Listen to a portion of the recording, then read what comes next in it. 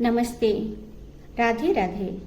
हम जगन्नाथ जी के गुप्त रहस्य के बारे में बातें कर रहे थे। तो हम कहाँ थे? जब श्री कृष्ण ने देहत्याग किए थे, तब उनका शरीर को जरा नामक एक सवर ने जंगल में लकड़ियां इकट्ठा करके जलाने लगा था। जला के वो घर चला गया। जब कुछ दिन बाद आके देखा तो शरीर तो पूरा जल गया था, पर श्री कृष्ण जी का हृदय नहीं जला था।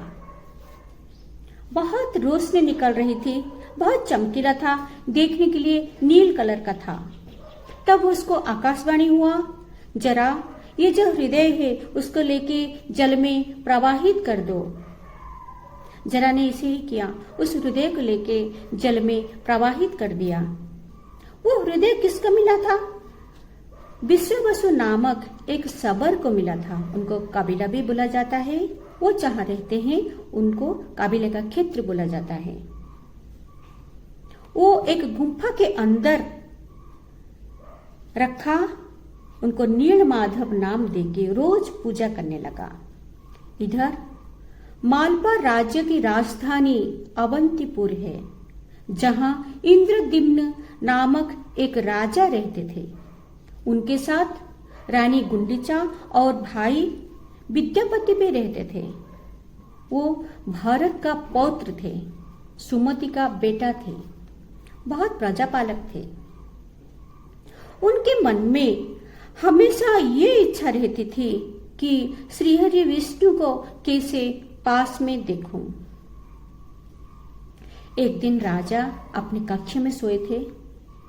विष्णु ने स्वप्न में दर्शन दे के बोले, पुरी में एक भव्य मंदिर निर्माण करो। तब राजा ने बहुत तपस्या किए, योग साधना में लीन रहे। तब विष्णु के आदेश के अनुसार हनुमान जी प्रकट हुए और बोले, राजन, कहाँ मंदिर निर्माण करना है ये मैं तुमको सूचित करूंगा। जहां जगन्नाथ जी का विग्रह स्थापन होगा। राजन बोले, मंदिर गगनचुंबी होगा, कण कण में कलाकृति होगा। मुझ जैसा साधारण भक्त ये कार्य कैसे संपन्न करेगा?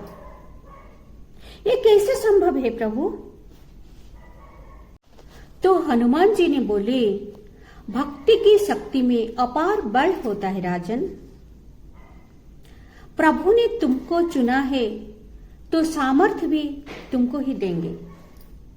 अटूट विश्वास रखो, सच्चा भक्ति में लीन रहो, पूरे विश्वास के साथ ये कार्य को संपन्न करो, निरंतर प्रयास करो, तुम सफल होगे। अलौकिक कार्य को लौकिक में परिवर्तन करना है। तब हनुमान जी को राजन ने वचन दिए, मैं निरंतर प्रयास करूंगा, पूरी श्रद्धा और निष्ठा के साथ कार्य को संपन्न करूंगा, ऐसे कि अपना संतान को मोह भी त्याग कर दूंगा। अब यही एक मेरा धर्म भी होगा, अब यही एक मेरा कर्म भी होगा। अब कोई भी इच्छा या मोह के बंधन मुझे बांध नहीं सकता है। तब हनुमान जी ने राजन को कहने लगे कि तुम्हारा ये जो भक्ति है ये अद्भुत है, प्रभु का चुनाव अनुचित नहीं हो सकता है। तुम आरंभ करो कार्य को, मैं तुम्हारा साथ दूंगा। ऐसे कहकर हनुमान जी ने अंतर्ध्यान हो गए। फिर राजा अपने रानी गुंडीचा के पास गए और कहने लगे, प्रिय, मुझे ज्ञात हो गया मुझे जीवन में क्या करना चाहिए। पर प्रिय, मैं बिना पूछे हनुमान जी को एक वचन दे दिया है। रानी ने बोले, क्या वचन है प्रभु? कि मैं पूरा जीवन अपना समर्पित करूंगा प्रभु के चरण में, प्रभु का जो कार्य करूंगा पूरी निष्ठा के साथ संपन्न करूंगा। संतान सुख से वंचित रहूंगा। तो रानी ने बोले, प्रभु कार्य से बड़ा नहीं है संतान सुख। आप जो भी काम करेंगे हम आपके साथ देंगे। तब इंद्रद्युम्न राजा ने अपने परिवार और समस्त सैनिक गण को लेके मंदिर को निर्माण करने में जुट गए। मंदिर तो बन गया, फिर भी वो चिंतित थे। प्रभु का जो प्रतिमा है वो कैसे आएगा, कहां से आएगा। वो प्रतीक्षा में थे कि प्रभु जरूर कुछ संकेत देंगे। कुछ दिन बीत गया, संकेत नहीं मिला, तो उनका धैर्य भी टूटने लगा। एक दिन वो निश्चय किए कि जैसे भी है मैं संपूर्ण उत्तर पाकर ही रहूंगा। तब विष्णु के प्रतिमा के आगे वो बोलने लगे, प्रभु मेरा मार्गदर्शन कराइए। मंदिर तभी मंदिर बनता है जब प्रतिमा विराजमान रहता है, नहीं तो ये भवन मात्र है। ये मंदिर कैसे बनेगा? आप भी कुछ संकेत दीजिए प्रभु। मैं विचलित रहता हूं। जब तक प्रतिमा विराजमान नहीं होगा मेरा मन बहुत व्याकुल रहेगा। कुछ संकेत दीजिए, मार्गदर्शन कराइए मुझे। तब प्रभु ने फिर से स्वप्न में आके बताए, नील सरोवर के पास एक गुम्फा है जहां मुझे नील माधव के नाम से पूजा किया जाता है। वहीं पे जाओ, वो प्रतिमा को लेके आओ, यहां स्थापना करो। तब राजा ने रानी गुंडीचा के साथ जो स्वप्न देखे थे उसी के बारे में चर्चा करने लगे। रानी गुंडीचा ने उनको आश्वासन दिए, स्वामी आप एक राजसभा का आयोजन क्यों नहीं करते हो सकता है अनेक मुनि ऋषि उपस्थित रहेंगे और आपका स्वप्न का विचार वो कर सकते हैं। राजा ने ऐसे ही किया, एक सभा का आयोजन किए। अनेक मुनि ऋषि पंडित उपस्थित थे, पर किसी को कुछ पता नहीं था।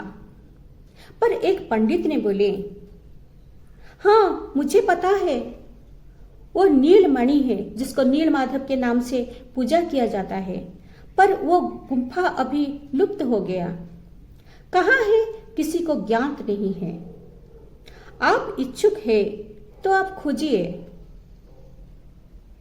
प्रयास करिए, हो सकता है वो मिल जाएगा। तब राजा ने चारों पंडित को बुलाए, महाज्ञानी पंडित को बुलाए। 3 पंडित थे, एक उनका भाई विद्यापति थे। सबको विष्णु के चरण में जो पूजा की थी, फूल, कमल का फूल, वो सबको एक एक देने लगे। पर विद्यापति को नील कमल दिए थे और कहने लगे, प्रभु आप लोगों को सहायक होंगे, ये फूल प्रसाद के रूप से लेके जाओ। जो भी बाधा विघ्न होगा सबको आप लोग पार कर लोगे। प्रभु का नाम स्मरण करते हुए ये काम सफल करो। चारों ने चारों दिशाओं में गए। विद्यापति पूर्व दिशा में गए थे। जब वो जंगल में जा ही रहे थे, बहुत दिन बाद कुछ कुछ रास्ता उनको दिखाई दे रहा था, पर ऐसे एक समय आया जब उनको रास्ता ही नहीं मिला। अब मैं क्या करूंगा प्रभु, कोई मार्गदर्शन कराइए मेरा। कहाँ, मुझे तो कुछ दिखाई नहीं दे रहा है, कौन सा रास्ता में जाऊं, इतना बड़ा घंचा जंगल है।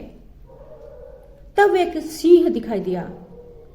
जब ये वन्य जंतु को देखे वो डर गए बहुत। अब मैं क्या करूंगा, पीछे लौट के जाऊंगा तो भाई दुखी हो जाएगा। वो जो कार्य मुझे दिए थे वो मैं संपन्न नहीं कर पाया। आगे जाऊंगा तो शायद मैं मर जाऊंगा, मैं क्या करूंगा। वो इधर उधर भागते भागते बहुत आघात हो गए थे और मूर्छित भी हो गए। फिर विद्यापति वहीं पे मूर्छित होके रहे या फिर उनको कोई उठा के लेके गया, ये हम अगले भाग में चर्चा करेंगे। तब तक के लिए नमस्ते, राधे राधे।